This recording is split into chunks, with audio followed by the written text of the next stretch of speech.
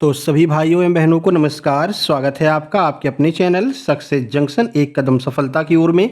मेरा नाम है अतुल शुक्ला और हम लेकर के आ गए हैं आपके लिए मध्य प्रदेश पुलिस 2026-27 मध्य प्रदेश संयुक्त अर्हता परीक्षा, इसके अलावा मध्य प्रदेश कृषि विस्तार अधिकारी एवं आगे आने वाले सभी भर्ती परीक्षाओं की दृष्टि से अति महत्वपूर्ण सीरीज चालू कर रखी है हमने, जिसमें हम आपको 2500 रीसेंट एग्जाम के रियल पीवाईक्यू करवाने वाले हैं। जिसमें अभी जो आंसर की आई है, जैसे एमपी हॉस्पिटल असिस्टेंट जो सबसे लास्ट एग्जाम हुआ है उसकी आंसर की आ चुकी है। ठीक है, इसके अलावा एमपी फॉरेस्ट 2026 में जो हुआ है उसकी आंसर की आ गई है। एमपी एसआई मेंस 2026 की आंसर की आ गई है। एमपी पुलिस कांस्टेबल इसकी आंसर की आ चुकी है। एएसआई की आंसर की आ चुकी है। इन सभी आंसर की को हम यहाँ पर सॉल्व करा रहे हैं। शुरुआत हमने MP forest 2026 deputy jailer exam यहाँ से की है। तो सबसे पहले कि इसके सभी शिफ्ट के एमसीक्यू को विथ डिटेल हम यहाँ पर सॉल्व करने वाले हैं। जीके जीएस और एमपी जीके पर विशेष हमारा टारगेट रहेगा। एक आध दो तीन प्रश्न जो है बीच में साइंस के भी आ सकते हैं, बाकी साइंस को हम अलग से भी कवर करेंगे। ठीक है, चलिए शुरू करते हैं। तो वीडियो को लाइक करके चैनल को सब्सक्राइब कर देना, जिससे आगे आने वाली सारी वीडियो टाइम टू टाइम आपके पास में पहुंच सके। यहां पर क्वेश्चन नंबर 201 से 300 तक हम करवाने वाले हैं। इससे पहले के 200 क्वेश्चन ऑलरेडी हम करवा चुके हैं। चैनल के अंदर प्लेलिस्ट बनी हुई है एमपी संयुक्त अर्हता परीक्षा से, वहां पर आप जाकर के ये सारे एमसीक्यू की जो वीडियो है वो देख सकते हैं। ठीक है मेरे भाई, शुरू करें। सारी बातें समझ में आ गई, चलिए शुरू करते हैं। तो आगे बढ़ते हैं और प्रश्न नंबर 201 पर हम यहां पर बात करते हैं। देखिए, प्रश्न नंबर 201 पूछा गया है, नवंबर 2025 में नरेंद्र मोदी ने राष्ट्रीय गीत वंदे मातरम की कितने वर्षों के उपलक्ष्य में वर्ष भर चलने वाले स्मरण महोत्सव का उद्घाटन किया है। यानी कि याद करने वाला एक महोत्सव था जिसको उन्होंने उद्घाटन उसका किया है, नवंबर 2025 में किया है। तो ये बताइए वंदे मातरम की कितने वर्ष पूरे हो गए हैं, ये आपसे पूछा गया था। चार ऑप्शन आपके सामने हैं भाई। 150 वर्ष पूरे हुए हैं, 125 वर्ष, 175 या फिर 100 वर्ष। कितने पूरे हुए हैं वंदे मातरम के? ये आपका एमपी जेल प्रहरी और फॉरेस्ट गार्ड के एग्जाम में 7 जून 2026 की फर्स्ट शिफ्ट में पूछा गया है। आप आराम से आंसर की से मैच कर सकते हैं। ठीक है, सही आंसर आपका ऑप्शन नंबर ए हो जाएगा। 150 वर्ष वंदे मातरम के पूरे हो गए हैं, जिसको मनाने के लिए यहां पर एक स्मरण महोत्सव का आयोजन किया गया। यहां पर देखिए पूरा डिटेल बताते हैं। प्रधानमंत्री नरेंद्र मोदी ने नवंबर 2025 में भारत के राष्ट्रीय गीत वंदे मातरम की 150वीं वर्षगांठ के अवसर पर साल भर चलने वाले स्मरणोत्सव यानी कि याद करने का जो उद्घाटन वो होता है, उत्सव होता है, उसका उद्घाटन किया है। यह गीत बंकिम चंद्र चटर्जी के द्वारा रचित है और भारतीय स्वतंत्रता संग्राम में इसका बहुत बड़ा और ऐतिहासिक योगदान रहा है। ठीक है ना। तो इस जो राष्ट्रीय गीत है अपना वंदे मातरम, इसको जो है कलकत्ता अधिवेशन में अपनाया गया था और इसके 150 वर्ष पूरे हो गए मेरे भाई। तो इसलिए एक स्मरण महोत्सव चालू किया गया था नवंबर 2025 में। नरेंद्र मोदी जी हमारे प्रधानमंत्री हैं, उनके द्वारा जो है इसका उद्घाटन किया गया था। क्या आप कमेंट बॉक्स में बता सकते हैं कि नरेंद्र मोदी जी हमारे प्रधानमंत्री हैं? ठीक है, तो ये किसके पदेन अध्यक्ष बन जाएंगे, कौन से आयोग के ये पदेन अध्यक्ष हैं वर्तमान में, ये भी आपको कमेंट बॉक्स में कमेंट करना है। चलिए क्वेश्चन नंबर 2 पर चलते हैं। हालांकि इसके बारे में आपको ऑलरेडी बता चुके हैं। ठीक है, क्वेश्चन नंबर 2 है, निम्नलिखित में से तानसेन सम्मान के अंतर्गत मध्य प्रदेश सरकार के द्वारा कितनी राशि प्रदान की जाती है? कोष्टक में उन्होंने बाकायदा लिख रखा था जनवरी 2026 की करंट अफेयर के अनुसार, यानी जनवरी 2026 तक अब मध्य प्रदेश के द्वारा जो तानसेन सम्मान दिया जाता है उसमें कितनी राशि प्रोवाइड कराई जाती है।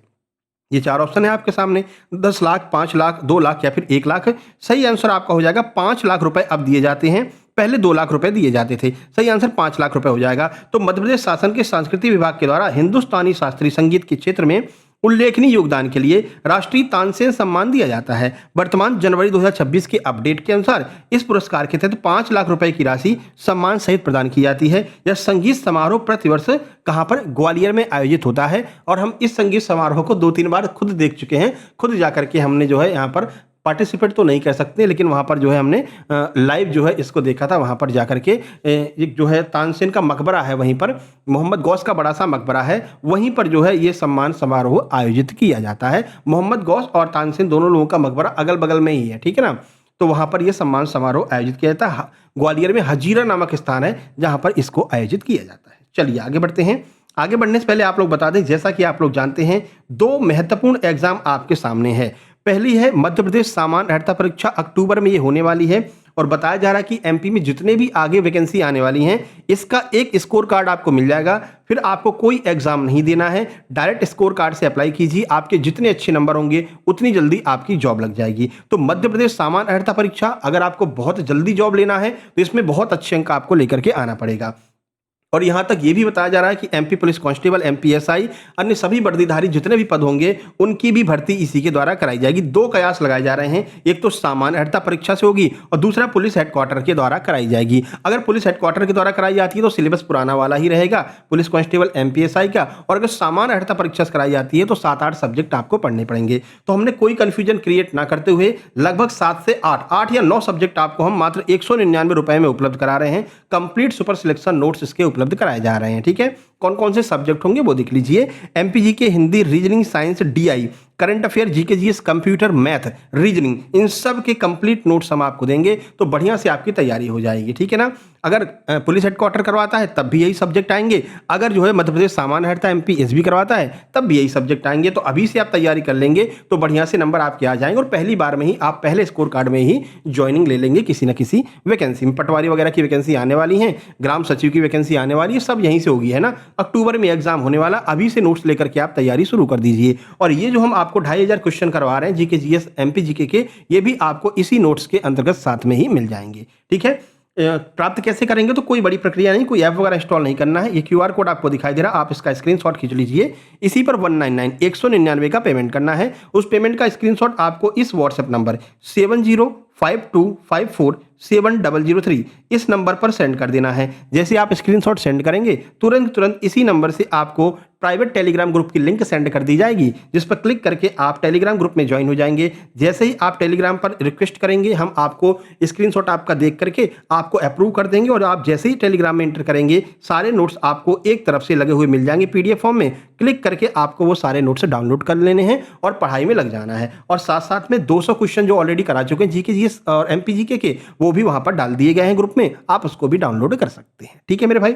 इसके अलावा मध्य प्रदेश कृषि विस्तार अधिकारी की जो लोग एग्जाम दे रहे हैं उनको क्या करना है, अगर वो ये नोट्स लेते हैं तो उनको ये नोट्स अपने आप ही मिल जाएंगे। ठीक है ना, जो मध्य प्रदेश कृषि विस्तार अधिकारी का दे रहे हैं। लेकिन अगर आपको अलग से लेना है तो मध्य प्रदेश कृषि विस्तार अधिकारी के दोनों नोट्स, जिसमें सीसेट भी रहेगा और एग्रीकल्चर भी रहेगा, ये दोनों नोट्स आप मात्र 199 रुपए में ही प्राप्त कर सकते हैं। तो कृषि विस्तार अधिकारी वाले चाहे तो ये ले लीजिए, चाहे ये ले लीजिए, अलग अलग लेने की आवश्यकता नहीं है। आपको एक बार 199 का पेमेंट करना है इसी क्यूआर पर और स्क्रीनशॉट के साथ में लिख करके बता देना कि सर हमें मध्य प्रदेश कृषि विस्तार अधिकारी के नोट्स चाहिए, तो आपको ये नोट्स भी साथ में ही मिल जाएंगे। ठीक है ना। इसमें आपको कंप्लीट सीसेट मिलेगा और एग्रीकल्चर के भी कंप्लीट नोट्स मिलेंगे और जो एग्रीकल्चर की प्रैक्टिस सेट करवा रहे हैं उन सब की भी पीडीएफ आपको वहां पर मिलेगी। जितने भी क्वेश्चन अभी हमने पीवाईक्यू करवा रखे हैं एग्रीकल्चर के, वो भी आपको वहां पर मिलेंगे। सारी बातें समझ में आ गई। 5 अगस्त से आपका एग्जाम है तो आप लोगों के पास में 15 दिन का टाइम है, अभी नोट्स लेकर के जो है ग्रुप में शामिल हो जाइए।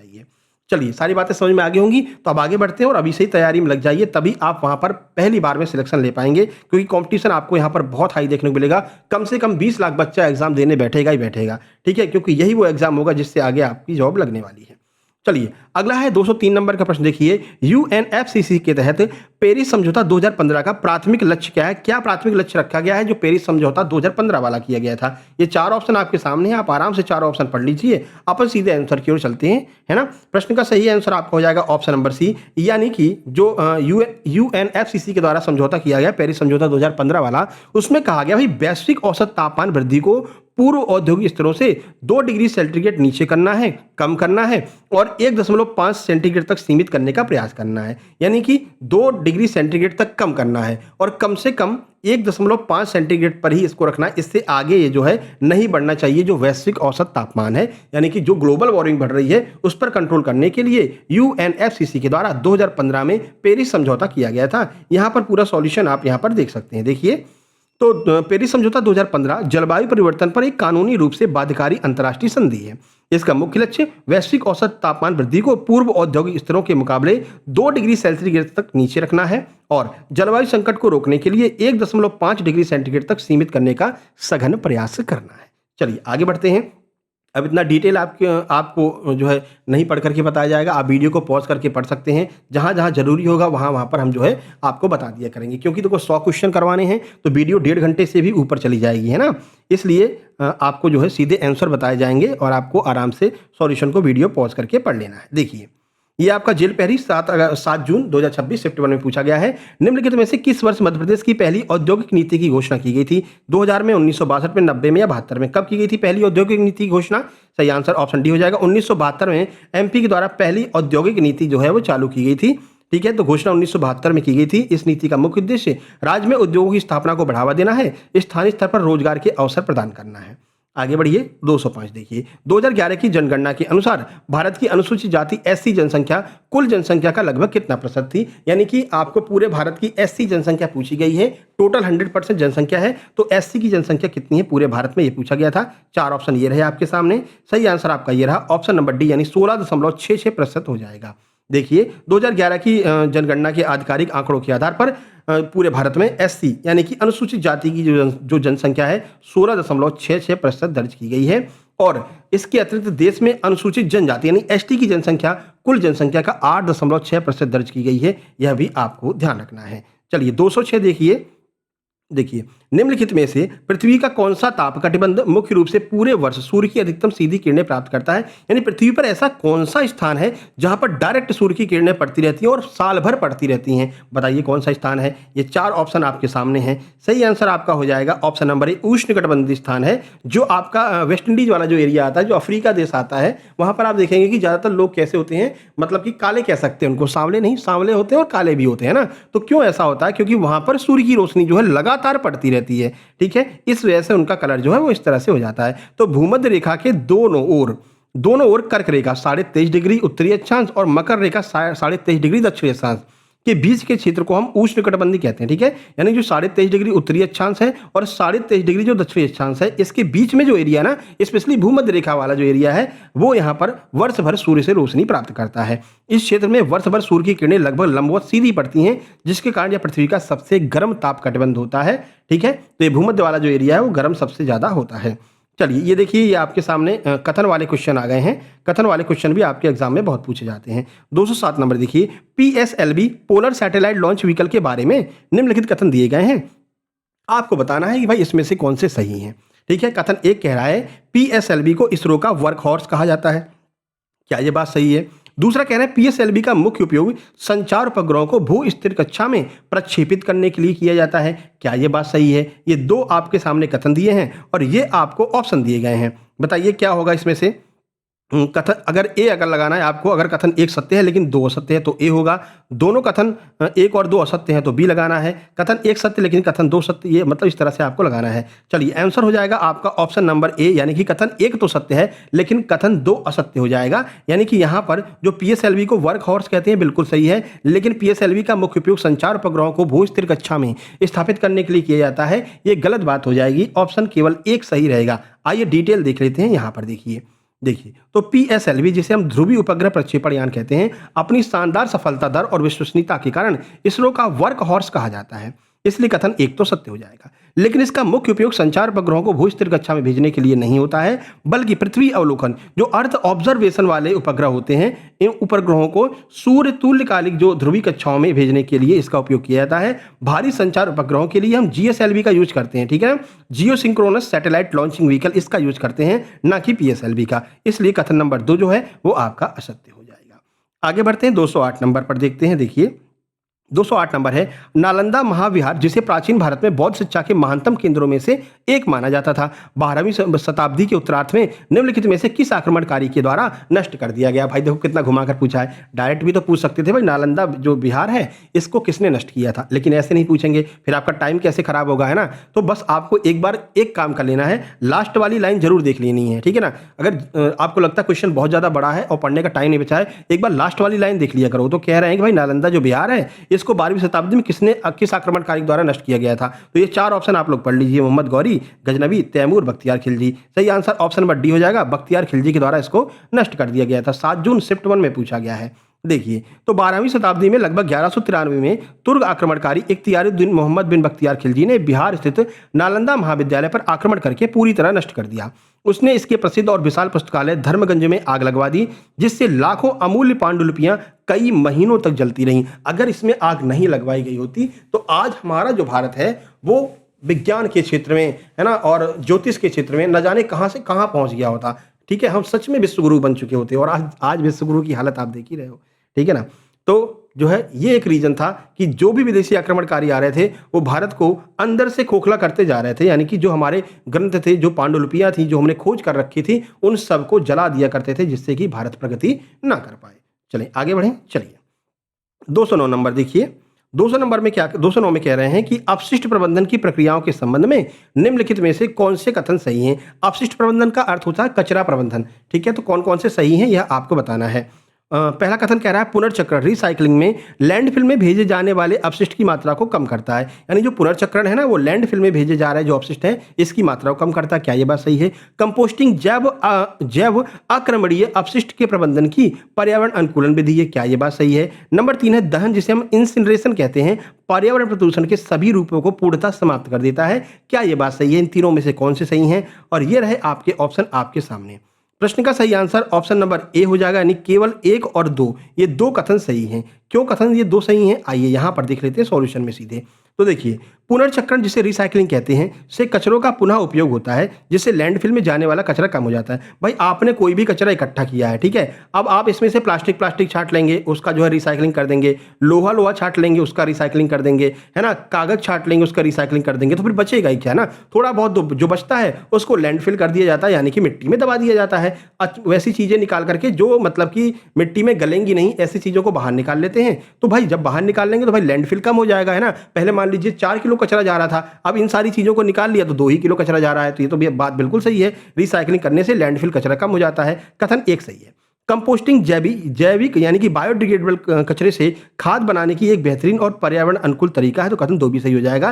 यानी जो कंपोस्टिंग होता है ना, कहते हैं भाई बायो कंपोस्टिंग कर लीजिए, प्लास्टिक कंपोस्टिंग कर लीजिए, यानी कि वही बात हो गई कि वहाँ से क्या करना है कि कचरे को बाहर निकालना है और ऐसा कचरा फाइंड आउट करना है जो बायोडिग्रेडेबल हो।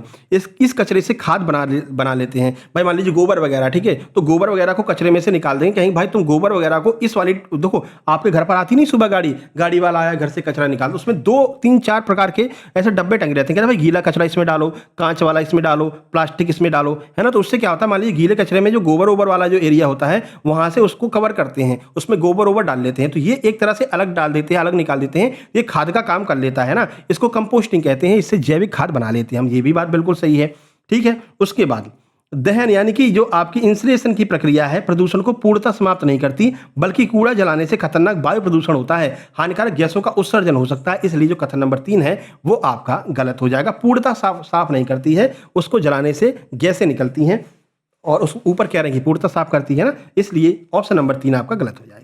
चलें आगे बढ़ें, थोड़े बड़े-बड़े क्वेश्चन है इसलिए टाइम ज़्यादा लग रहा है ना, इसलिए स्पीड को बढ़ाते हैं। देखिए, मध्य प्रदेश में निम्नलिखित में से किस स्थान पर पंडित माखनलाल चतुर्वेदी का जन्म हुआ था? ये देखिए 4 ऑप्शन आपके सामने हैं, तो सबको पता है बाबई में पंडित माखनलाल चतुर्वेदी का जन्म हुआ था। अब इनके बारे में पूरा डिटेल आप यहाँ पर अच्छे से पढ़ लेना, ठीक है? 4 अप्रैल 1889 को मध्य प्रदेश के बाबई होशंगाबाद में इनका जन्म हुआ था। 211 देखिए, कह रहे हैं कि देखो छत पर वर्षा जल संचयन यानी कि रूफटॉप रेन वाटर हार्वेस्टिंग प्रणालियों का मुख्य उद्देश्य क्या होता है? देखो इस बार क्या है कि अभी रिसेंट वाले एग्जाम्स में देखा गया है कि भाई पर्यावरण से बहुत कुछ क्वेश्चन पूछ रहे हैं कि भाई पानी को कैसे बचाना है, मिट्टी को कैसे बचाना है, तो पर्यावरण को आपको बहुत अच्छे से कवर करके जाना होगा, ठीक है? अभी 5 अगस्त को एग्जाम होगा तो वहां पर भी पता चल जाएगा पर्यावरण के कितने क्वेश्चन आ रहे हैं, ठीक है? वैसे उनका तो सब्जेक्ट ही है भाई, एमपीआरईओ वालों का तो सब्जेक्ट ही है पर्यावरण, उसमें शामिल है, तो वहां से तो क्वेश्चन आएंगे ही आएंगे, लेकिन उन क्वेश्चंस को भी हम कवर करेंगे, ठीक है ना? जिससे कि आपको एमपी पुलिस के एग्जाम में या अन्य सभी एग्जाम में समान अर्हता में भी आपको बहुत ज़्यादा हेल्प हो सके। चलिए, ये 4 ऑप्शन आपके सामने दिए हैं, आप इनको अच्छे से पढ़ लेना। हम अपन सीधे आंसर की ओर चलेंगे, ऑप्शन डी हो जाएगा। छतों पर गिरने वाले वर्षा जल को इकट्ठा करना और या तो इसे संग्रहित करना या इसका उपयोग भूजल पुनर्भरण के लिए करना। हम क्या करेंगे, जब जल संचयन की बात आएगी तो आप अपन क्या क्या करेंगे, अपनी छत है, जैसे मान लीजिए घर है, ठीक है ना? घर के ऊपर ये छत है, छत पर पानी गिरेगा, ठीक है? यहाँ से एक पाइप लगा करके हम क्या करेंगे, यहाँ पर एक बड़ा सा गड्ढा बना देंगे और उस गड्ढे में इस पानी को डायरेक्ट पहुँचा देंगे। इससे क्या होगा, इससे गड्ढा भर जाएगा, तो या तो आप इसका बाद में यूज कर सकते हैं, आप बचा करके रखते हैं, नहीं तो ये पानी रिस करके धीरे धीरे कहाँ चला जाएगा, जमीन के अंदर चला जाएगा और जो हमारा वाटर लेवल कम हो रहा है उसको रिचार्ज करने का ही काम करेगा। ये मुख्य उद्देश्य होता है जल संचयन का, वर्षा जल संचयन का, रूफ टॉप वाटर जल संचयन का, ठीक है? समझ में आ गया? आगे बढ़ते हैं।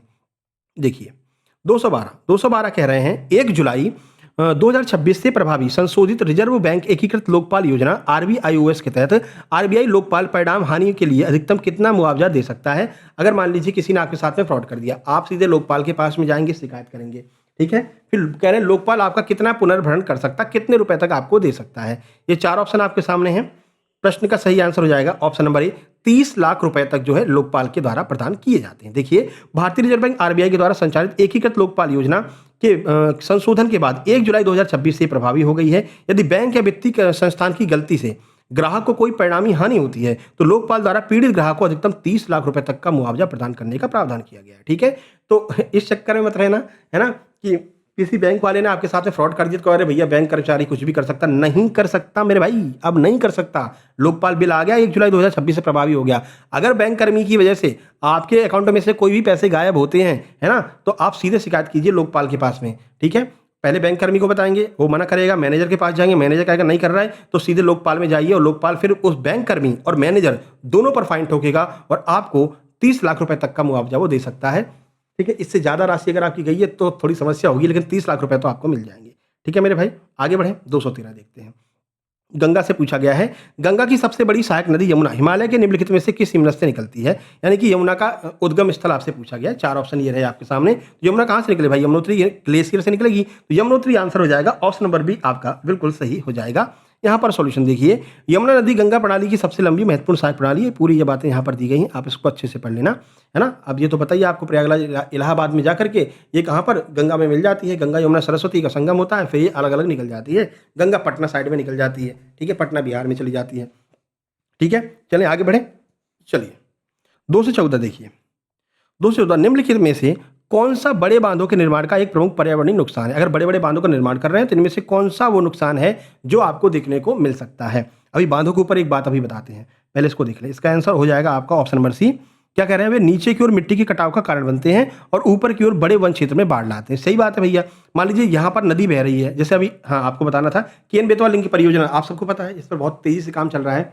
तो यहाँ पर हो क्या रहा है कि इसमें क्या है, बांध का निर्माण कर रहे हैं, ठीक है ना, कि केन और बेतवा दोनों को लिंक कर देंगे। तो मान लो गर्मी के टाइम पर बेतवा में पानी कम हो जाता है तो केन से पानी आ जाएगा, केन में कम हो जाएगा तो बेतवा से पानी चला जाएगा। अब इसमें हो क्या रहा है कि जैसे इसको लिंक कर रहे हैं तो वहां पर जो आदिवासी लोग रह रहे हैं ना, उनका पूरा का पूरा जो गांव है पूरा डूब के क्षेत्र में आ गया है और पूरा का पूरा गांव डूब गया है। ठीक है, अब वो लोग ये कह रहे हैं कि हमारे पास तो कोई ऑप्शन ही नहीं रह गया है और आपने जो कंपनसेशन दिया वो इतना कम है कि उसका कोई यूज ही नहीं हो सकता। भाई घर किसी का घर जा रहा है, तुम 20,000 रुपये दे दो, लो भैया 20,000 रुपये पकड़ो और निकल लो यहाँ से, तो इतने में उसका कुछ गुजारा थोड़ी हो पाएगा भाई। वहाँ के आदिवासी बहुत परेशान है और वो लोग जो है एक अलग प्रकार का आंदोलन कर रहे हैं, यानी कि बांस वगैरह से बिछा ले रहे हैं नदी के बीच में और उस पर लेट जा रहे हैं, ऊपर से उनके पानी जा रहा है। कह रहे हैं अब हम इस तरह का आंदोलन ही करेंगे क्योंकि हम तो वैसे भी मर गए हैं भाई, हमारा पूरा घर परिवार या फिर खेत बाड़ी सब कुछ डूब के क्षेत्र में आ गया, पूरा पानी पानी हो गया है, कंपनसेशन भी मिल नहीं रहा। तो यहाँ पर वो लोग इस तरह का आंदोलन कर रहे हैं, ठीक है ना। तो पूरा का पूरा जो एरिया होता है पूरा बाढ़ के क्षेत्र में आ जाता है। ये पूरा सॉल्यूशन दिया है। अब चलिए 215 पर देखते हैं। 215 नंबर क्वेश्चन थोड़ा सा बड़ा है, देखते हैं क्या कह रहे हैं। राजस्थान के कालबेलिया लोकगीत और नृत्य जो परंपरागत रूप से सांप पकड़ने वाले घुमंतु समुदाय के द्वारा प्रस्तुत किए जाते हैं। हाँ भैया पता है कालबेलिया के बारे में।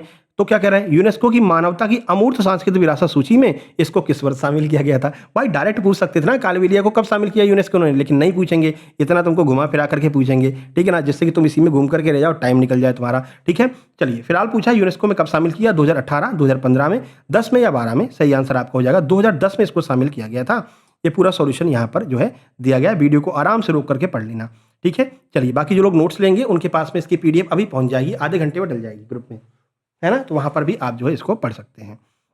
चलिए हम फिर से आपसे एक यहाँ पर और डिमांड करते हैं, आपसे निवेदन कर सकते हैं भैया, इस वीडियो पर अगर आज से कल 24 घंटे के अंदर, अगर 24 घंटे के अंदर 1.5 के यानी कि 1,500 व्यूज़ आ जाते हैं तो इसकी पीडीएफ हम टेलीग्राम, हमारा चैनल है, फ्री टेलीग्राम जो चैनल है सक्सेस जंक्शन लाइव के नाम से, उसमें डाल देंगे। अब ये आपके ऊपर डिपेंड करता है कि आप कितना शेयर करते हैं, कितना लाइक करते हैं, कितना कमेंट करते हैं, ठीक है ना। तो शेयर लाइक कमेंट जरूर करना। अभी बज रहे हैं मान लीजिए शाम के 5 या फिर 5:30 बज रहे होंगे, ठीक है ना।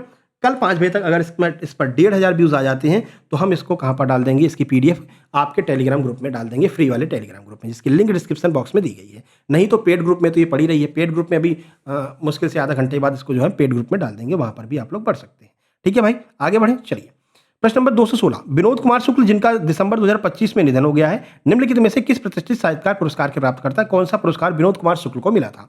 ये रहे 4 ऑप्शन आपके सामने। सही आंसर हो जाएगा आपका ऑप्शन नंबर ए, ज्ञानपीठ पुरस्कार इनको प्रदान किया गया था। ये पूरा सॉल्यूशन है, देख सकते हैं, ठीक है, आराम से देख लेना। 217 क्या कह रहा है, 1206 ईस्वी में स्थापित दिल्ली सल्तनत में 5 क्रमिक राजवंश शामिल थे, निम्नलिखित में से कौन सा विकल्प इन राजवंशों को सही कालानुक्रम, मतलब कौन सा ऐसा विकल्प है जो सही उसमें क्रम में इनको जो है डिफाइन करता है, यानी कि आपसे दिल्ली सल्तनत का क्रम पूछा गया है, ठीक है। तो वो ट्रिक तो आपको याद होगी, गुलाब खिले तो सांस लो। आइए ऑप्शन देख लेते हैं, ये रहे 4 ऑप्शन। सही आंसर आपका ऑप्शन सी हो जाएगा, गुलाम, खिलजी, तुगलक, सैयद लोधी, ठीक है। और एक ट्रिक है, गुलाब खिले तो सांस लो। ठीक है, तो भाई गुलाब से गुलाम हो जाएगा, खिले से खिलजी हो जाएगा, तो से तुगलक हो जाएगा, सांस से सैयद हो जाएगा, लो से लोधी हो जाएगा। ठीक है, तो ये आपसे क्रम बहुत बार पूछा जाता है, ये तो हर एक एग्जाम में पूछ लेते हैं ये। ठीक है, आप याद रखना, ये फ्री का नंबर है, 1 नंबर। ठीक है ना, बाकी पूरा सॉल्यूशन यहाँ पर इनका टाइमिंग वाइमिंग पूरी दी गई है, अच्छे से पढ़ लीजिएगा। 218 पर चलते हैं। 100 क्वेश्चन करने, थोड़ा स्पीड को हमें तेज रखना पड़ेगा, इसके लिए आपसे माफी चाहते हैं। देखिए, चलिए 218 में कह रहे हैं कि फसल कटाई के बाद पराली जलाना उत्तर भारत, विशेष रूप से पंजाब और हरियाणा जैसे राज्यों में एक गंभीर पर्यावरणीय समस्या क्यों माना जाता है। आप जानते हैं कि हर बार ये मुद्दा उठता है, भाई पराली नहीं जलाना चाहिए, पराली से बहुत प्रदूषण हो रहा है। ठीक है, तो वही पूछ रहे हैं कि ऐसा मुद्दा क्यों ये उठ रहा है। ये 4 ऑप्शन आपके सामने, यहाँ पर आपको ऑप्शन पढ़ने की आवश्यकता ही नहीं है, क्योंकि जो सबसे बड़ा ऑप्शन है वही इसका आंसर होगा, क्योंकि पराली के बारे में बताने के लिए आपको थोड़ा बहुत जानकारी देनी पड़ेगी। इस हिसाब से ये आंसर देख सकते हैं, है ना। तो बड़ी मात्रा में कड़ी पदार्थ धुआं छोड़ता है, पहली बात तो। दूसरा, दिल्ली और आसपास के क्षेत्रों में गंभीर वायु प्रदूषण स्मॉग का कारण बनता है और लाभकारी मृदा के जो सूक्ष्म जीव होते हैं इनको भी मारता है। ठीक है, इससे पहले भी हम इस प्रश्न को ऑलरेडी करा चुके हैं, रिपीट हुआ है। देखिए, ऑप्शन सी इसका बिल्कुल सही आंसर हो जाएगा, सारी बातें आपको हमने समझा दी हैं। चलिए 219 देखिए, 219 कह रहे हैं प्रधानमंत्री आवास योजना से पूछा गया PMAY जो गरीबों की आवास संबंधी आवश्यकताओं को पूरा करने के उद्देश्य से शुरू किया गया था। सही बात है, निम्नलिखित में से किस वर्ष शुरू की गई थी। तो भाई डायरेक्ट पूछ लेते ना, डायरेक्ट पूछ लेते PMAY कब शुरू की गई, लेकिन नहीं। ठीक है, ये 4 ऑप्शन आपके सामने हैं, सही आंसर आपका हो जाएगा ऑप्शन नंबर डी, 2015 में इसको चालू किया गया था। ठीक है, ये पूरा सॉल्यूशन है, ये आप आराम से वीडियो पॉज करके पढ़ सकते हैं। 220 पर चलते हैं हम। देखिए 220 कह रहे हैं भारतीय संविधान की प्रारूप समिति के अध्यक्ष डॉक्टर BR अम्बेडकर ने 1942 में अनुसूचित जातियों दलितों के हितों का प्रतिनिधित्व करने के लिए एक प्रमुख राजनीतिक दल की स्थापना की थी। इस दल का क्या नाम था। ये 4 ऑप्शन आपके सामने हैं, अच्छे से पढ़ लीजिए। फिलहाल हम आंसर की ओर चलेंगे, सही आंसर इसका ऑप्शन नंबर सी हो जाएगा, all India scheduled caste federation. ठीक है, ये इसका फुल फॉर्म था, यानी कि ये स्थापना इन्होंने की थी, एक दल की स्थापना की थी। देखिए ये पूरा सॉल्यूशन है, 1942 में इसकी स्थापना की गई थी डॉक्टर BR अम्बेडकर के द्वारा। चलिए 221 देखिए, महात्मा गांधी राष्ट्रीय ग्रामीण रोजगार गारंटी अधिनियम यानी कि मनरेगा की बात की जा रही है, जो भारत का एक महत्वपूर्ण गरीबी उन्मूलन कार्यक्रम है। संसद द्वारा किस वर्ष अधिनियमित किया गया था। मनरेगा का संसद द्वारा अधिनियमित करने का टाइम आपसे पूछा है, ये रहे 4 ऑप्शन। प्रश्न का सही आंसर हो जाएगा मनरेगा 2005 में ये आया था। देखिए इसको थोड़ा सा समझा देते हैं, क्योंकि ये बहुत बार पूछा गया है। राष्ट्रीय ग्रामीण रोजगार गारंटी अधिनियम यानी कि NGREGA, इसमें बाद में महात्मा गांधी शब्द जोड़ दिया गया था, पहले यह नरेगा ही हुआ करता था। भारत की संसद के द्वारा 25 अगस्त 2005 को पारित किया गया, अधिनियमित किया गया था। यह योजना 2 फरवरी 2006 से लागू हो गई थी। बाद में 2 अक्टूबर 2009 को इसके नाम में संशोधन करके महात्मा गांधी राष्ट्रीय ग्रामीण गारंटी अधिनियम यानी कि MG नरेगा या फिर मनरेगा इसको कर दिया गया था। ठीक है, एक वित्तीय वर्ष में 100 दिनों का अकुशल रोजगार गारंटी देता है। भाई 100 दिन का तो तुम्हें रोजगार एक वित्तीय वर्ष में आपको मिलेगा। वित्तीय वर्ष कब से कब तक होता है पता है ना, तो ये आप कमेंट बॉक्स में कमेंट करेंगे कि वित्तीय वर्ष कब से कब तक होता है। चलिए बता देते हैं, 1 अप्रैल से 31 मार्च तक जो है वित्तीय वर्ष होता है। देखिए 222, निम्नलिखित में से कौन सा विकल्प मध्य प्रदेश के उन जिलों की संख्या को दर्शाता है जिनसे होकर के कर्क रेखा गुजरती है। तो सबको पता है कर्क रेखा कितने जिलों से गुजरती है, 14 जिलों से होकर के कर्क रेखा गुजरती है। अभी थ्योरी जब करवा रहे थे MP भूगोल का, तब हमने आपको अच्छे से समझा दिया था, है ना। ये 14 जिलों से होकर गुजरती है, कौन कौन से, ये नीचे यहाँ पर दिए हैं। 23.5 डिग्री उत्तरी अक्षांश को हम कर्क रेखा कहते हैं, MP के 14 जिलों से गुजरती है। 223 देखिए, 223 है, यह खेल प्रतियोगिता हांगझोंग में आयोजित की गई थी, जहां भारत ने अपने इतिहास में पहली बार 100 पदकों का आंकड़ा पार किया। भारत के पदकों की कुल संख्या 107 रही, जिसमें 28 स्वर्ण पदक शामिल थे। यहां पर किस प्रतियोगिता का वर्णन किया जा रहा है, बताओ भैया। इस तरह के प्रश्न जो है घुमा फिरा करके अब एप्टेक पूछ रहा है, तो आपको इस तरह के प्रश्नों के लिए मेंटली प्रिपेयर होकर के जाना पड़ेगा। ठीक है ना, यही हमारा प्रयास है कि आप हर तरह के प्रश्नों से डील कर सकें। ठीक है, 4 ऑप्शन ये रहे, बताइए क्या इसका आंसर हो जाएगा, कौन सी प्रतियोगिता थी। सही आंसर ऑप्शन ए, 19वें एशियाई खेल थे 2022 वाले, जो 2023 में आयोजित किए गए थे, जहां पर ये सारी डिटेल जो दी गई है वो भारत से संबंधित है। आगे बढ़ें, तो ये आपका 19वें एशियाई खेल थे जो 2022 वाले थे, 2023 में आयोजित किए गए थे। चलिए 224 देखिए, बीबी का मकबरा जिसे ताजमहल से अत्यधिक समानता के कारण प्रायः दक्कन का ताज कहा जाता है, औरंगाबाद में लगभग 1660 ईस्वी के आसपास निम्नलिखित में से किसके द्वारा बनवाया गया था। भैया डायरेक्ट बता सकते थे ना भाई, बीबी का मकबरा किसने बनवाया था। चलिए फिलहाल आंसर की ओर चलते हैं, सही आंसर औरंगजेब हो जाएगा, वो सॉरी आजम शाह हो जाएगा, ऑप्शन नंबर बी, है ना। तो आजम शाह जो है इसके द्वारा बीबी का मकबरा बनवाया गया था। देखिए औरंगाबाद में बना है ये, तो बीबी का मकबरा महाराष्ट्र के औरंगाबाद, जिसे अब छत्रपति संभाजी नगर कहते हैं, यहाँ पर स्थित है। यह भव्य स्मारक मुगल सम्राट औरंगजेब के पुत्र आजम शाह ने अपनी माता राबिया उद दौरानी यानी कि दिलरास बानो बेगम की याद में बनवाया था। ताजमहल की स्थापत्य शैली से मिलती जुलती संरचना होने के कारण इसे दक्कन का ताज भी कहते हैं, ताज ऑफ डेक्कन भी कहते हैं। ये भी आपको ध्यान रखना है, ठीक है। चलिए आगे बढ़िए। देखिए 225, इसरो यानी भारतीय राष्ट्रीय अंतरिक्ष अनुसंधान संस्थान का मुख्य उपग्रह प्रक्षेपण केंद्र कहाँ पर स्थित है? ये चार ऑप्शन आपके सामने है, बताइए कहाँ से प्रक्षेपण किया जाता है। सही आंसर आपका हो जाएगा ऑप्शन नंबर डी, श्रीहरिकोटा से जो है प्रक्षेपित किया जाता है, ठीक है। ये पूरा सॉल्यूशन यहाँ पर दिया है। पीएसएलवी, जीएसएलवी और LMV3 यहाँ से लॉन्च करते हैं, ये इनका लॉन्चिंग पॉइंट हो जाएगा श्रीहरिकोटा। 226, निम्नलिखित संरचनाओं में कौन सी हड़प्पा नगरों में स्पष्ट रूप से अनुपस्थित मिलती है, जिससे यह संकेत मिलता है कि यह सभ्यता वंशानुगत राजसत्ता या फिर संगठित राजधर्म पर केंद्रित नहीं थी, यानी कि यहाँ पर वंशानुक्रम नहीं चलता था। ऐसी कौन सी बात हमको इस किस घटना से पता चलती है? चार ऑप्शन। सही आंसर ऑप्शन सी, विशाल राजमहल और मंदिर हमको देखने को मिले हैं, जो इस बात की पुष्टि करते हैं कि यहाँ पर जो संस्था चलती थी, यहाँ पर सभ्यता वंशानुगत राजसत्ता या फिर संगठित राजधर्म पर केंद्रित नहीं थी। यहाँ पर सॉल्यूशन आप इसको देख सकते हैं, ठीक है। देखिए आगे बढ़े। 227, भारतीय अंतर्राष्ट्रीय फिल्म महोत्सव IFFI 2025 में निम्नलिखित में से किस फिल्म ने सर्वश्रेष्ठ फिल्म के लिए प्रतिष्ठित गोल्डन पीकॉक अवार्ड जीता है? ये चार ऑप्शन आपके सामने हैं। सही आंसर हो जाएगा गोल्डन पीकॉक मिला है ऑप्शन नंबर सी, यानी कि स्किन ऑफ यूथ को गोल्डन पीकॉक अवार्ड 2025 वाला दिया गया था। ये पूरा सॉल्यूशन है। आगे बढ़े 228 पर चलते हैं। 228, हनुवंतिया द्वीप जो जल पर्यटन का एक नया केंद्र है, मध्य प्रदेश के निम्नलिखित में से किस जिले में स्थित है? कहाँ पर है हनुवंतिया भैया? तो सबको पता है हनुवंतिया खंडवा में है। कहाँ पर? खंडवा। ऑप्शन नंबर ए आपका बिल्कुल सही आंसर हो जाएगा। ये सॉल्यूशन आप देख सकते हैं। अच्छा, खंडवा में किसका जन्म हुआ था, क्या बता सकते हो आप? भारत की एक महान हस्ती हैं, MP की महान हस्ती हैं कह सकते हैं, भारत की भी हैं, जिनका जन्म खंडवा में हुआ था। जल्दी कमेंट बॉक्स में कमेंट करके बताओ, देखते हैं कितना तगड़ा है तुम्हारा MP GK का नॉलेज। जल्दी से कमेंट बॉक्स में कमेंट कीजिए। 229, अनुच्छेद 51A का कौन सा खंड नागरिकों से भारत की संप्रभुता, एकता और अखंडता को अक्षुण्ण रखने, ठीक है, अक्षुण्ण रखने और इसकी रक्षा करने की अपेक्षा करता है? कौन सा है आर्टिकल 51A के अंतर्गत? चलिए आंसर की ओर चलेंगे। चार ऑप्शन ये रहे। सही आंसर आपका ऑप्शन नंबर डी हो जाएगा। अनुच्छेद 51A का C कहता है कि आप लोग जो है भारत की जो एकता है, जो अखंडता है, इसको अक्षुण्ण रखेंगे, बनाए रखेंगे, ठीक है। 42वें संविधान संशोधन सरदार स्वर्ण सिंह समिति की सिफारिश पर इनको जोड़ा गया था। ये पूरा सॉल्यूशन यहाँ पर दिया गया है। चलिए आगे बढ़ते हैं। प्रश्न नंबर 230 है, क्लासिक उपन्यास 1984 के लेखक कौन है जो महानिरीक्षण और दुष्प्रचार द्वारा नियंत्रित एक अधिनायकवादी समाज का चित्रण करता है? उपन्यास का नाम है क्लासिक उपन्यास 1984। बताइए। चार ऑप्शन ये रहे आपके सामने। सही आंसर आपका हो जाएगा option number B, George Orwell के द्वारा जो है इसको लिखा गया था, ठीक है। क्लासिक उपन्यास 1984 जॉर्ज ऑरवेल के द्वारा लिखा गया था। ये पूरा सॉल्यूशन यहाँ पर दिया गया है। आगे बढ़े। चलिए 231, विश्व का सबसे अधिक लवणीय जल निकाय निम्नलिखित में से कौन सा है? ये रहे चार ऑप्शन आपके सामने। तो लवड़ी यानी कि जहां पर सलाइन सबसे ज्यादा है वो कौन सा है? तो ये है आपका मृत सागर। ऑप्शन नंबर ए आपका सही हो जाएगा। डेड सी जो है इसको सबसे ज्यादा सलाइन माना जाता है, मतलब कि सबसे ज्यादा लवड़ी क्षेत्र माना जाता है। ये चार ऑप्शन आपके सामने, मतलब ये पूरा डिटेल आपके सामने है। 232 देखिए, निम्नलिखित में से पन्ना का 18वीं शताब्दी का हिंदू पथ पैलेस किस स्थापत्य शैली का उत्कृष्ट उदाहरण है? तो पन्ना में एक जो हिंदू पथ पैलेस है तो किसका उदाहरण है? वो मुगल का, पुर्तगाली का, यूरोपी का, बुंदेली का। सही आंसर आपको हो जाएगा ऑप्शन नंबर डी, बुंदेली सभ्यता का ये पूरा का पूरा उदाहरण है, ठीक है। ये पूरा सॉल्यूशन भी यहाँ पर दिया गया है। आगे बढ़िए। 233 देखिए, निम्नलिखित में से कौन एक पारिस्थितिकी तंत्र के जैविक और अजैविक घटकों के बीच में अंतःक्रिया का प्रतिनिधित्व करता है? बताइए। ये चार ऑप्शन है, कौन अंतःक्रिया का प्रतिनिधित्व करेगा?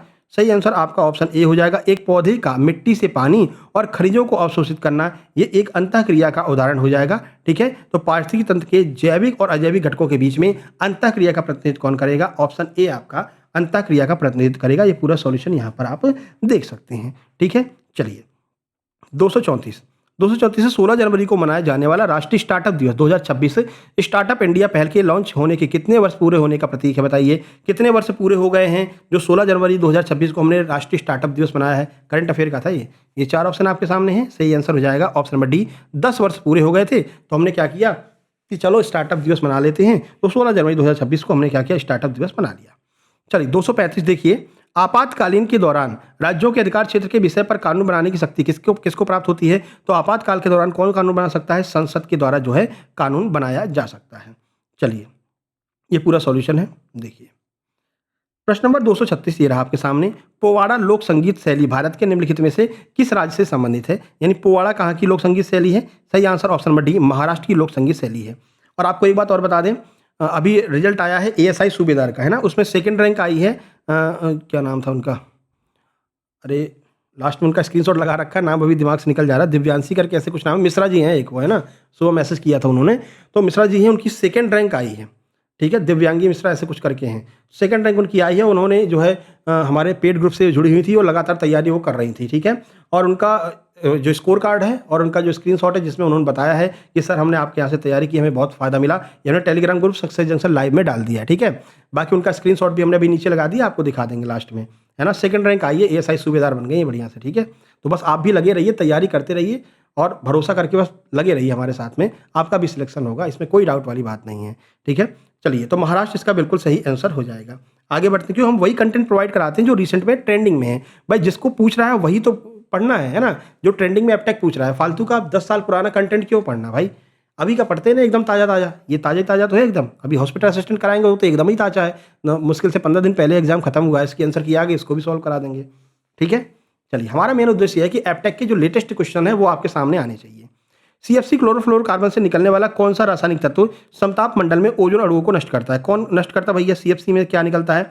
तो आपको बताया था क्लोरीन जो है, वो क्लोरीन गैस क्या करती है, ओजोन जो O3 होती है ना, इसको दो पार्ट में तोड़ देती है, एक तो O में तोड़ देती है और O2 में तोड़ देती है, ठीक है ना। यानी कि ऑक्सीजन में इसको तोड़ देती है और ऑक्सीजन में टूटने के कारण ये पूरी की पूरी जो समताप मंडल में फैली हुई ओजोन परत है वो कमजोर हो जा रही है, पतली हो जा रही है, ठीक है ना। पतली होने से क्या होगा, जो यूवी विकिरण है, अल्ट्रावायलेट जो किरणें हैं वो डायरेक्ट हमारे शरीर पे आकर के लगेंगी और स्किन कैंसर का रीजन बन सकती हैं, ठीक है। तो ये क्लोरीन की वजह से होता है।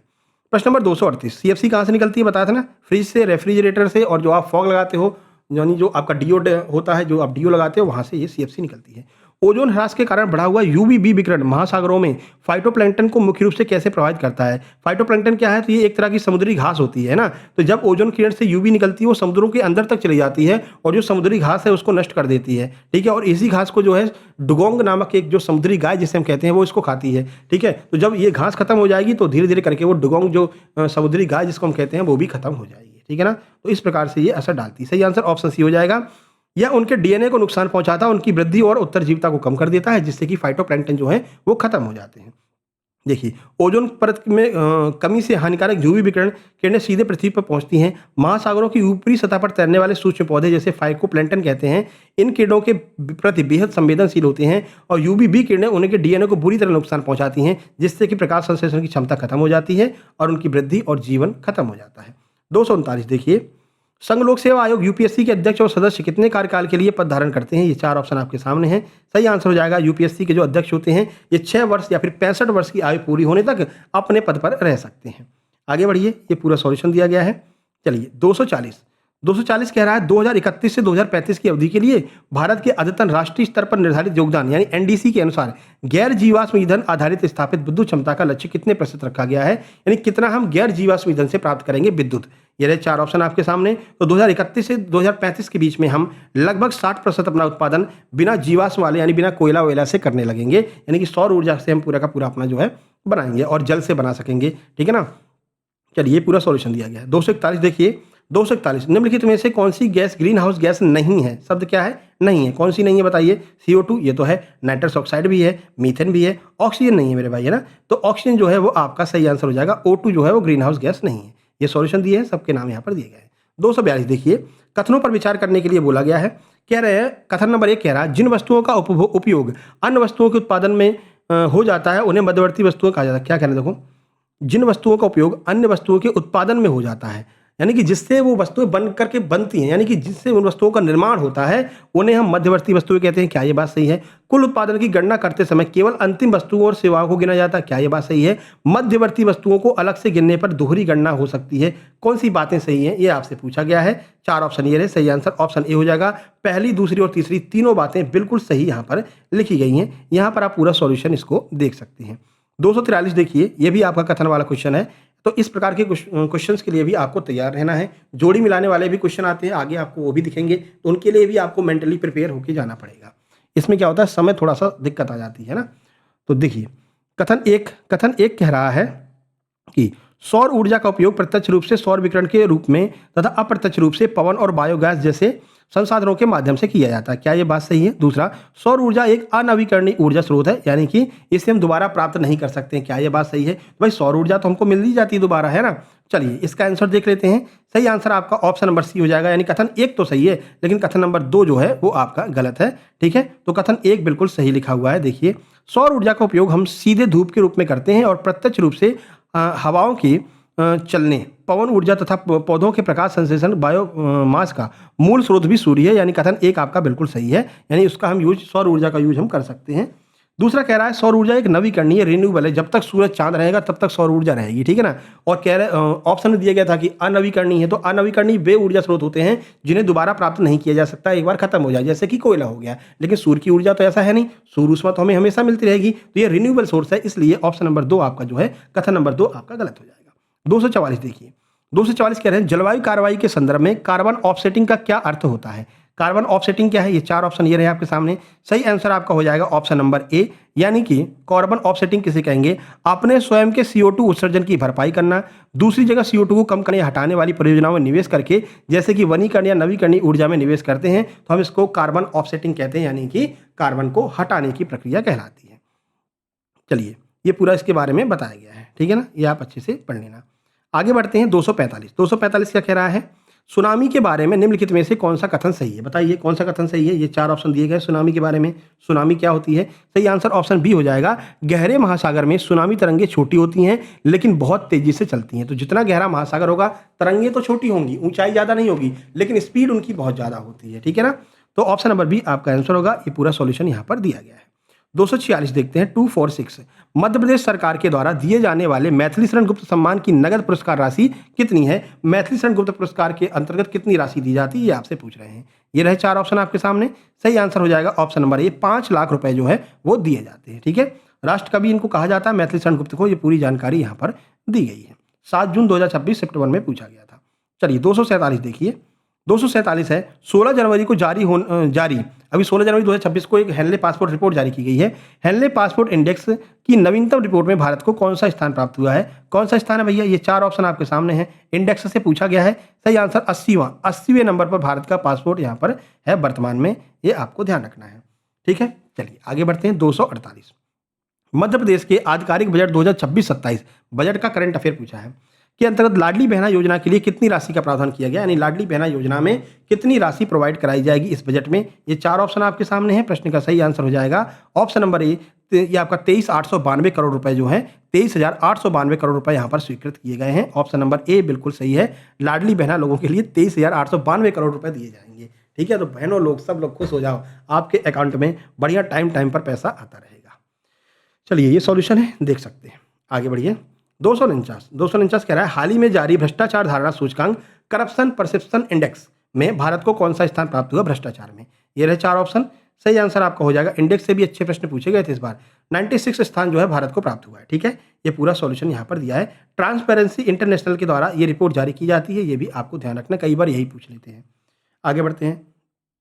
250 250 नंबर का प्रश्न है मध्य प्रदेश के बजट 2026-27 में शिक्षा क्षेत्र के लिए कितनी राशि आवंटित की गई। शिक्षा के लिए 4 ऑप्शन ये रहे, तो शिक्षा के लिए 45,700 करोड़ रुपए जो है आवंटित किए गए हैं शिक्षा क्षेत्र के लिए। ये पूरा सॉल्यूशन है, देख सकते हैं। ठीक है, चलिए आगे बढ़े। चलो 251 कह रहे हैं सांची के महान स्तूप का निर्माण किस मौर्य सम्राट ने कराया था, तो सम्राट अशोक ने कराया था। सिंपल प्रश्न है, आगे बढ़ते हैं। 252 मानव शरीर में रक्त को छानकर शुद्ध करने का कार्य मुख्य रूप से कौन सा अंग करता है। कौन करता है भैया, वृक्क यानी किडनी के द्वारा मानव के अंग में, मतलब कि मानव शरीर में रक्त का जो है शुद्ध किया जाता है वृक्क यानी किडनी के द्वारा। 253 देखिए भारतीय राष्ट्रीय कांग्रेस की स्थापना किस वर्ष हुई थी, तो इसमें कोई डाउट ही नहीं, 1885 में भारतीय राष्ट्रीय कांग्रेस की स्थापना यहाँ पर हो चुकी थी। ए.ओ. ह्यूम के द्वारा 28 दिसंबर 1885 में गोकुलदास तेजपाल विद्यालय में जो है इसकी स्थापना की गई थी। आगे बढ़ते हैं। 254 मध्य प्रदेश की सबसे लंबी नदी कौन सी है। ये 4 ऑप्शन आपके सामने है। सबसे लंबी नदी कौन सी है, तो मां नर्मदा 1312 किलोमीटर सबसे लंबी नदी है। 1077 किलोमीटर एमपी में बहती हैं, ये भी आपको ध्यान रखना है। और ये जो है पूरब से पश्चिम की ओर भ्रंश घाटी में होकर के बहती हैं। और इनके जो है समानांतर कौन सी नदी बहती है, तो ताप्ती नदी और ये दोनों समानांतर बहती हैं। ऐश्वर्य का निर्माण करती हैं, अरब सागर में जाकर के गिर जाती हैं। अमरकंटक से नर्मदा निकली हुई है, ये भी आपको ध्यान रखना है। अमरकंटक से सोन नदी का उद्गम हुआ है, जो मतलब कि दूसरी दिशा में बह करके चली जाती है। ठीक है, चलिए, तो वो पश्चिम से पूर्व जाती है, पूरब से पश्चिम आती है। आगे बढ़ें। देखिए भारतीय संविधान में मौलिक अधिकारों का विचार किस देश से लिया हमने, तो हमने लिया किससे, संयुक्त राज्य अमेरिका से मौलिक अधिकारों का जो है विचार प्राप्त किया है। आगे बढ़ते हैं, ये पूरा सॉल्यूशन देख लेना, 12 से 35 तक है। क्षेत्रफल और जनसंख्या दोनों की दृष्टि से विश्व का सबसे बड़ा महाद्वीप कौन सा हो जाएगा? तो ये अपना महाद्वीप यानी एशिया महाद्वीप सबसे बड़ा महाद्वीप हो जाएगा, जनसंख्या में भी और क्षेत्रफल में भी। लगभग 30% हिस्सा को जो है वो अपना एशिया महाद्वीप कवर करता है। आगे बढ़े, चलिए 257 कह रहे हैं प्रसिद्ध खजुराहो मंदिर मध्य प्रदेश के किस जिले में स्थित है? 4 ऑप्शन आपके सामने हैं। तो मध्य प्रदेश के छतरपुर में जो है खजुराहो के मंदिर स्थित है। बाबा बागेश्वर धाम भी यहाँ पर स्थित है ना। जब ये क्वेश्चन एग्जाम में आया था तब हमने आपको इसके बारे में पूरा डिटेल जानकारी दी थी, ठीक है ना, याद है। एनालिसिस भी हमने हर एक एग्जाम का करा रखा है, ठीक है, आप जाकर के आराम से देख सकते हैं। अगला 258 नंबर का क्वेश्चन कह रहा है प्रकाश वर्ष यानी कि लाइट ईयर निम्नलिखित में से किसकी इकाई है? बताइए किसको मापने के लिए हम प्रकाश वर्ष का यूज करते हैं? 4 ऑप्शन, सही आंसर हो जाएगा दूरी को मापने के लिए, टाइम को नहीं, दूरी को मापने के लिए प्रकाश वर्ष का यूज किया जाता है। ये 4 ऑप्शन मतलब ये पूरा डिटेल सॉल्यूशन आप यहाँ पर देख सकते हैं। चलें आगे बढ़ें। 259 मध्य प्रदेश के बजट 2026-27 में जीएसडीपी सकल राज्य घरेलू उत्पाद के राजकोषीय घाटे का लक्ष्य कितने प्रतिशत निर्धारित किया गया है? 4 ऑप्शन ये रहे आपके सामने, बताइए जीएसडीपी का लक्ष्य कितना रखा गया है? सही आंसर ऑप्शन नंबर 3.2% रखा गया है, ठीक है। ये पूरा आप यहाँ पर देख सकते हैं सॉल्यूशन।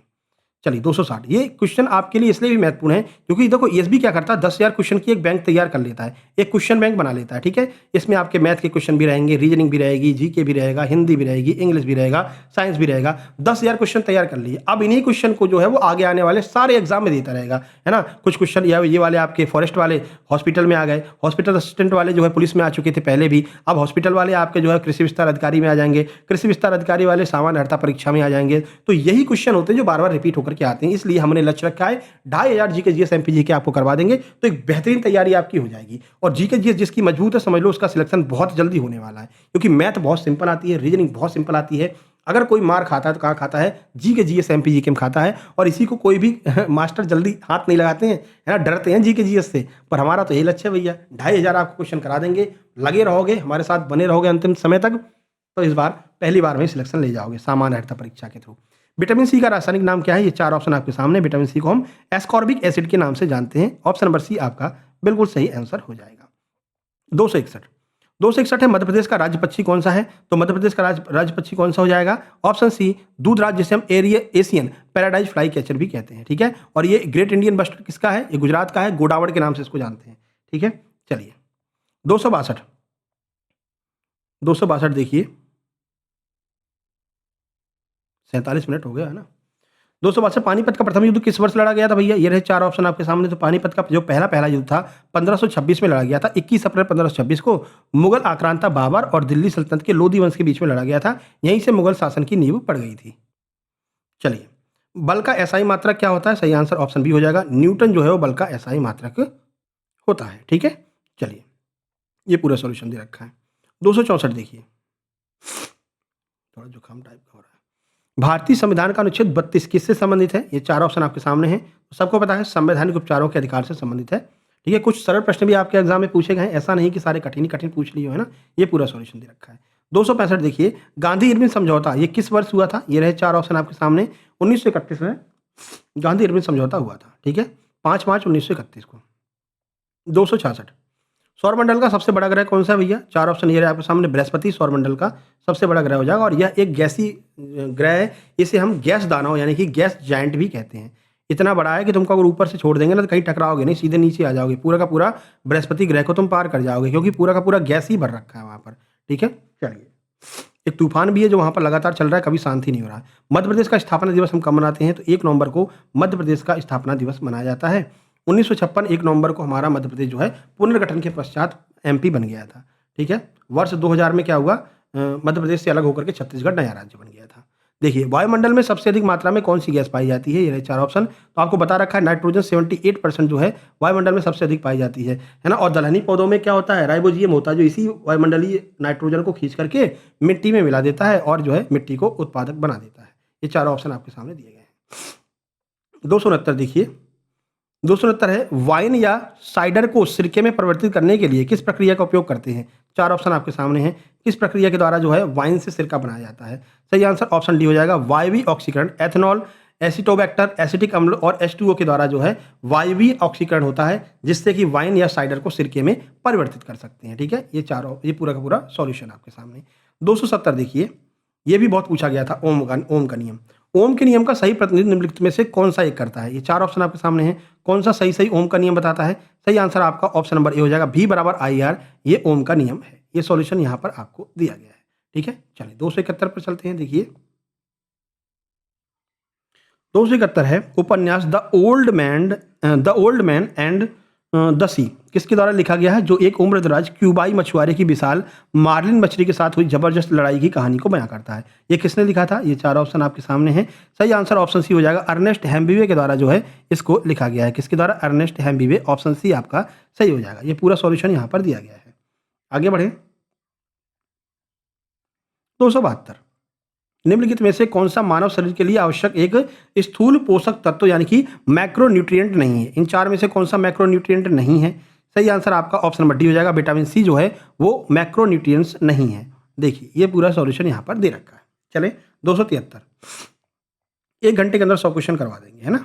देखिए निम्नलिखित में से कौन सा कथन यह सर्वोत्तम रूप से स्पष्ट करता है कि माइक्रोवेव ओवन में कुछ खाद्य पदार्थ असमान रूप से क्यों गर्म होते हैं? बताइए क्या रीजन है कि असमान रूप से भोजन जो है वो गर्म हो जाता है? अब अगर समोसा रख दोगे ना तो आलू उसका अंदर वाला गर्म हो जाएगा, ऊपर वाला गर्म नहीं रहेगा, है ना। तो ऐसा क्यों होता है ये आपसे पूछ रहे हैं।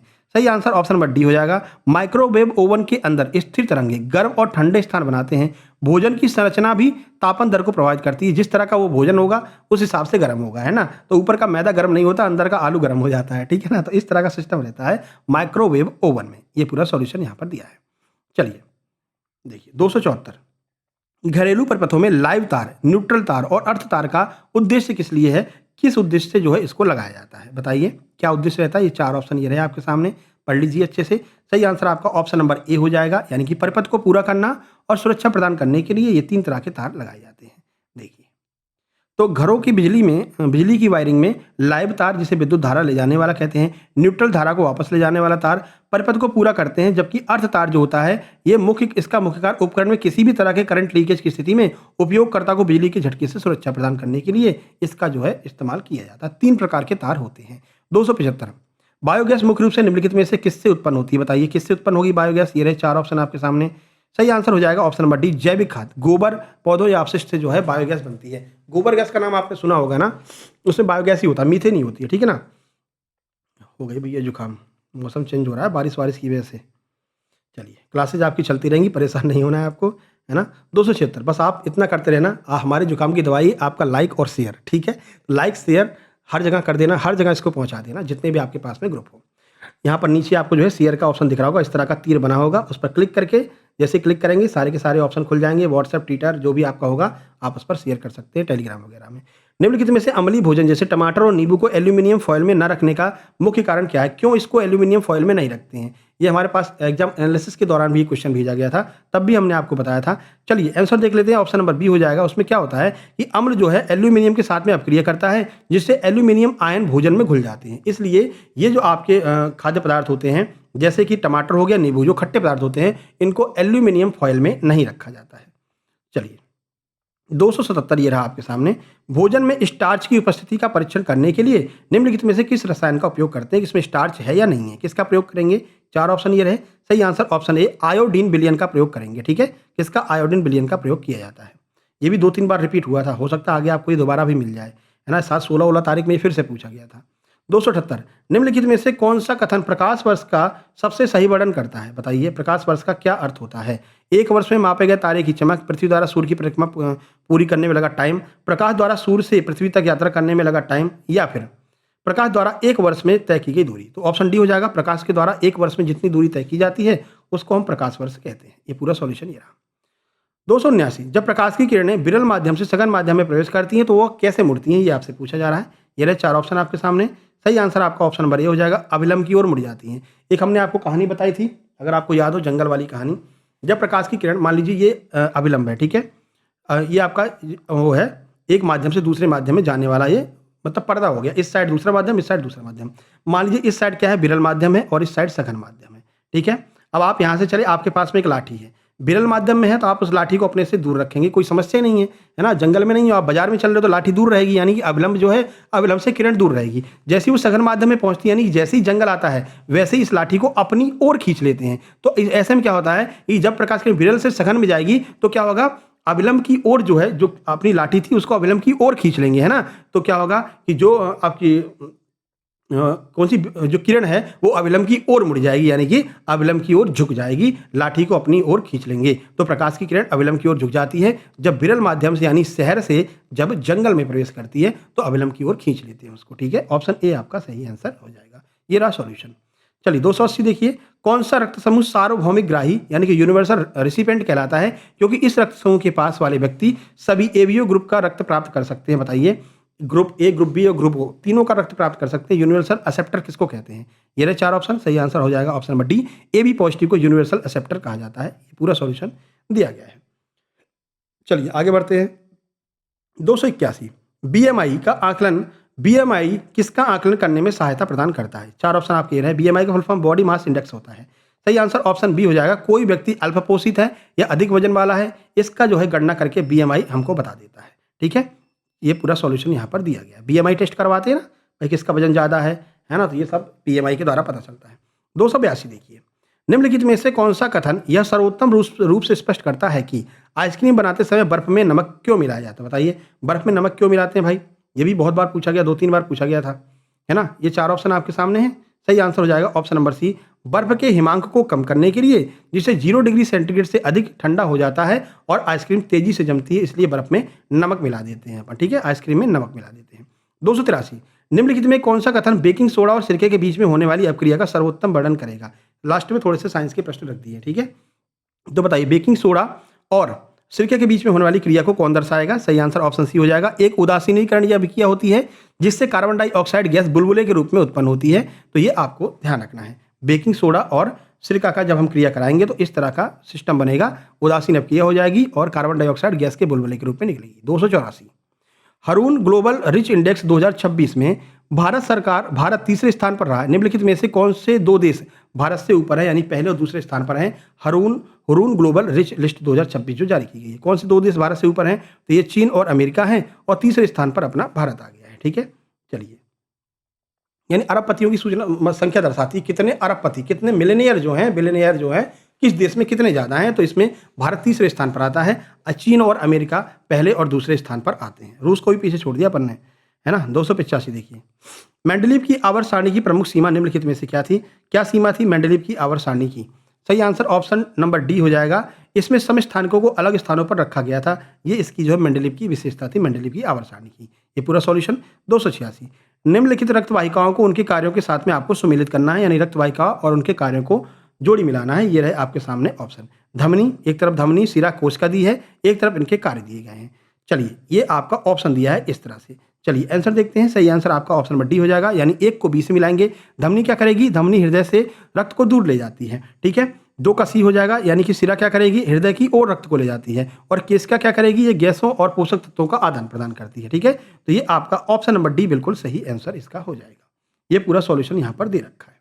287 निम्नलिखित में से किस पदार्थ का उपयोग सामान्यतः विद्युत उपकरणों जैसे हीटर, प्रेस, हीटिंग एलिमेंट के रूप में किया जाता है? तो नाइक्रोम का प्रयोग करते हैं भाई। आपने देखा ना, नाइक्रोम के तार लगे रहते हैं तो वो बहुत मतलब एकदम लाल हो जाएंगे लेकिन वो टूटेंगे नहीं। ठीक है ना, तो नाइक्रोम के तार का प्रयोग हम करते हैं हीटर में, इलेक्ट्रिक हीटर वगैरह में। चलिए 288 निम्नलिखित में से कौन सी खाद्य सामग्री कैल्शियम का सबसे समृद्ध स्रोत मानी जाती है? किससे हमको सबसे ज़्यादा कैल्शियम मिलता है? भाई दूध और उससे बने जो उत्पाद होते हैं, पनीर हो गया, दही हो गया, इनसे हमको कैल्शियम अच्छी मात्रा में मिलता है, जो हमारी हड्डियों की मजबूती के लिए आवश्यक होता है। ये पूरा सॉल्यूशन। 289 देखिए, किसी तत्व का परमाणु क्रमांक क्या दर्शाता है? भाई बताइए, क्या दर्शाएगा परमाणु क्रमांक? 8 जून को आया था 2026 की फर्स्ट शिफ्ट में, 8 जून 2026 को। सही आंसर ऑप्शन नंबर सी हो जाएगा। प्रोटोनों की संख्या को दर्शाता है। ठीक है ना, तो परमाणु क्रमांक प्रोटोन की संख्या को दर्शाने का काम करता है। ये आपके सामने डिटेल सॉल्यूशन। आगे बढ़ें। चलिए 290 कौन सा रक्त समूह सार्वभौमिक दाता है, यूनिवर्सल डोनर है? बताइए कौन है यूनिवर्सल डोनर? तो ये आपका ओ हो जाएगा। ओ नेगेटिव जो है वो यूनिवर्सल डोनर होता है, यानी किसी को भी ये रक्त प्रदान कर सकता है। ठीक है, ये पूरा सॉल्यूशन यहाँ पर दिया गया है। आगे बढ़ते हैं। 291 मध्य प्रदेश के किस शहर को झीलों की नगरी कहते हैं भैया? सिटी ऑफ लेक्स किसको कहते हैं? तो ये हम कहते हैं किसको? भोपाल को। भोपाल को झीलों की नगरी कहा जाता है। ये भी 8 जून की फर्स्ट शिफ्ट में पूछा गया है। ठीक है, आगे बढ़ें। 292 ध्वनि की तीव्रता मापने के लिए किस यूनिट का प्रयोग करते हैं? किस इकाई का प्रयोग हम करते हैं ध्वनि की तीव्रता मापने के लिए? ये रहे 4 ऑप्शन आपके सामने। प्रश्न का सही आंसर हो जाएगा ऑप्शन नंबर सी, डेसिबल का प्रयोग हम करते हैं। ऑप्शन नंबर सी इसका बिल्कुल सही आंसर हो जाएगा। ये सॉल्यूशन 293 देखिए, भारतीय संविधान के किस अनुच्छेद के तहत वित्त आयोग के गठन का प्रावधान है? 8 जून फर्स्ट शिफ्ट में पूछा गया है। वित्त आयोग का गठन कौन से अनुच्छेद में किया गया है? सही आंसर ऑप्शन नंबर ए यानी अनुच्छेद 280 में वित्त आयोग के गठन की सारी बातें कही गई हैं। ये सॉल्यूशन है। आगे बढ़िए। 294, मध्य प्रदेश का प्रसिद्ध ग्वालियर का किला किस शासक के द्वारा बनवाया गया था? तो सबको पता भाई राजा सूरज सेन के द्वारा जो है इसको बनवाया गया था। ऑप्शन नंबर बी आपका बिल्कुल सही आंसर हो जाएगा।